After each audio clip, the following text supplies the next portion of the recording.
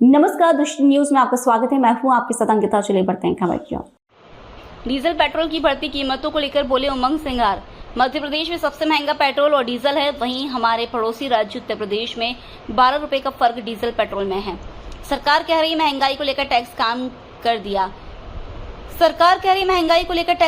दिया। इससे फायदा बड़ी कंपनी को हुआ। दाल, चावल, आटा, तेल के दाम क्या कम हुए हैं? गैस सिलेंडरों के दाम भी कम नहीं है। मोदी जी देश की खराब हालत छोड़ के इटली घूम रहे हैं और मेलोनी को मेलोडी खिला रहे हैं। सर, आप जानते हैं कि सबसे ज़्यादा वेट है और जिस प्रकार से रेट बढ़ा दिए है, वेट के साथ आपकी जानकारी के लिए 2.5 रुपये प्रति लीटर भी लेते हैं और 1% सेस ये अलग है। 29% आपका टैक्स वेट का तो है ही। तो जिस प्रकार से आप देख रहे हो कि मध्य प्रदेश की बॉर्डर पर ललितपुर से पेट्रोल डीजल लेने लेके आते हैं वहां से पेट्रोल डीजल अपने मध्य प्रदेश में। यूपी के अंदर 12 रुपए का फर्क है डीजल के भाव में, पेट्रोल के भाव में।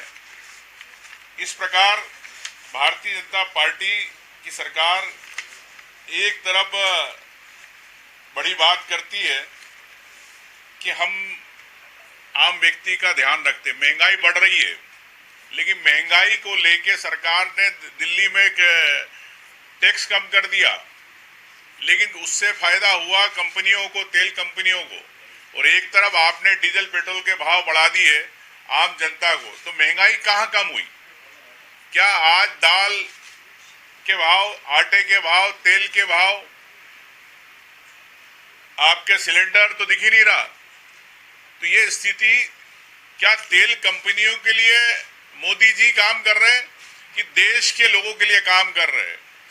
क्या देश के लोगों की महंगाई कम होना चाहिए, उनकी जेब में से पे बोझ न आना चाहिए, कि तेल कंपनियों की जेब पर बोझ नहीं आना चाहिए? ये केंद्र सरकार को तय करना चाहिए।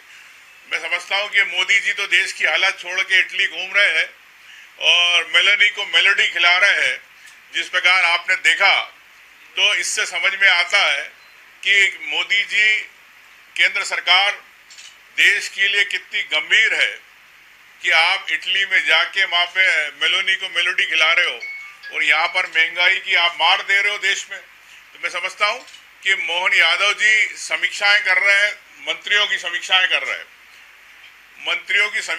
रहे हैं, तो क्या मंत्रियों का परफॉर्मेंस कार्ड प्रदेश की जनता को बताएंगे? किस मंत्री ने कितना काम किया, वो कौन पहले नंबर पे रहा, कौन फिसड्डी रहा? क्या मोहन यादव जी में इतनी हिम्मत है कि जो नॉन परफॉर्मर रहा, जो अयोग्य मंत्री रहा, जो काम नहीं कर पाया, क्या उसको हटा सकते? ये बताएं। रही, मैं गृह विभाग की बात करना चाहता हूं। जो मुख्यमंत्री जी के पास गृह विभाग है, क्या मालूम किस अशुभ घड़ी में सरकार बनी थी, और अशुभ घड़ी में जब से बनी है, प्रदेश के अंदर कई घटनाएं घटी, चाहे सिरप कांड हुआ, चाहे भागीरथपुरा हुआ, कई ऐसे मामले हुए, सब गृह विभाग। लेकिन आज भी किसी अधिकारी पे कार्रवाई नहीं हुई, ना किसी गृह विभाग के द्वारा किसी पे जांच नहीं हुई।